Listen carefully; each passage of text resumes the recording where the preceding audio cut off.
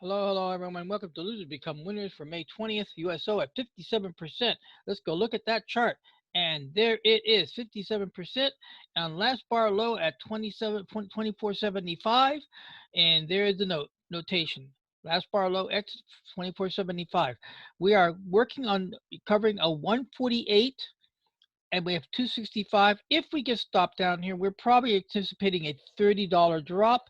So that would be like maybe let's call it round off at 230, owed 150, so we can make it maybe pick up somewhere around maybe $80 to the coffers and get the USO loss leader off the Tigers list. That said, let's go over to the Alphas because the Alphas also have a USO position and they got to achieve last bar low also right there at 44%.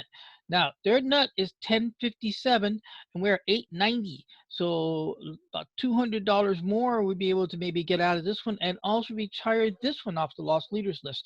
Now also note my lost leaders list, if you guys have been following me, my lost leaders list shifts in the alpha group but doesn't shift very much in the tigers. Why? The tigers don't have any O's that are dead. They're all live. The alphas, on the other hand, have several dead loss leaders. So, as you know, I transferred that loss to an ETF who's not going to go bankrupt, and I can keep trading it until eventually I do win and it gets paid back. So that's what is going on there. So, going on to XLC. XLC is running here. And remember, XLC originally tried to recapture another dead loss leader, C-Trip, who owed 674. The result was that the attempt failed. XLC then picked up a loss for 322, but the 322 does not go back to C-Trip. C-Trip was not responsible for that. It doesn't get added to the 67. It becomes a new loss leader of 322 for CLX. XLC. Oh, long night. So that means that we are now here at the moving average of 49.70 with a 19%. That takes us now down to XLE. XLE had a dipper move. Now we have a dipper move, and it's only 3%, $330 working against 67, and it's playing for a OAS. Now OAS is not dead.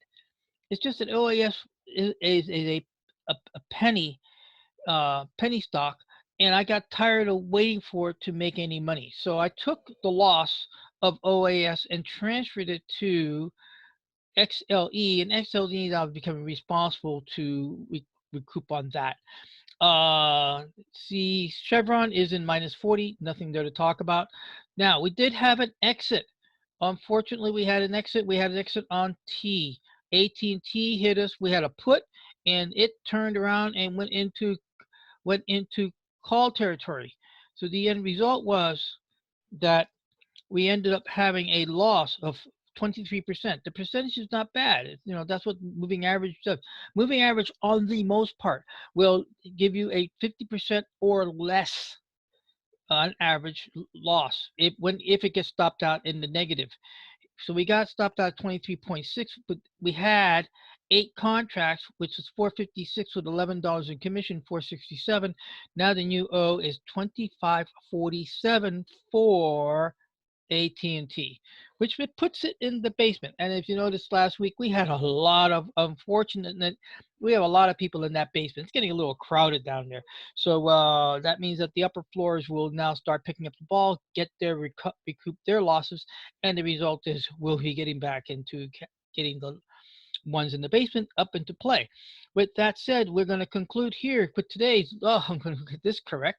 Losers become winners for May 20th, USO at 57. Remember that these trades are presented. They're already in motion. They're in no way recommended to do these trades, get into these trades.